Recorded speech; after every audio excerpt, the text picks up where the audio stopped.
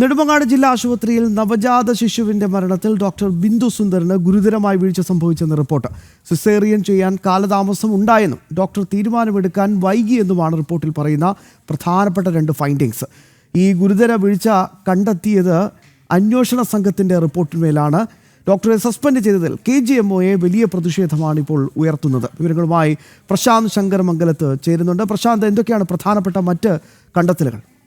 ശ്യാം, നെടുമങ്ങാട് ജില്ലാ ആശുപത്രിയിൽ പ്രസവ ശസ്ത്രക്രിയയെ തുടർന്ന് നവജാത ശിശു മരിക്കാനിടയായ സംഭവത്തിലാണ് ഇപ്പോൾ അന്വേഷണ റിപ്പോർട്ട് വന്നിരിക്കുന്നത്.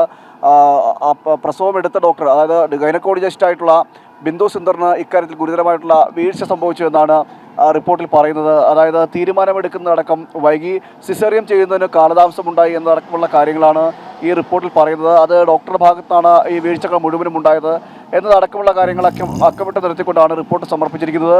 അതായത് ഇത്തരത്തിൽ ഈ യുവതിക്ക് പ്രസവവേദന തുടങ്ങി മണിക്കൂറുകൾ പിന്നിട്ടിട്ടും ശസ്ത്രക്രിയ നടത്തണമെന്ന കാര്യത്തിലേക്ക്, അല്ലെങ്കിൽ സിസേറിയൻ ചെയ്യണം എന്നതിലേക്ക് ഒരു തീരുമാനത്തിലെത്താൻ ഈ ബിന്ദു സുന്ദറിന് കഴിഞ്ഞില്ല.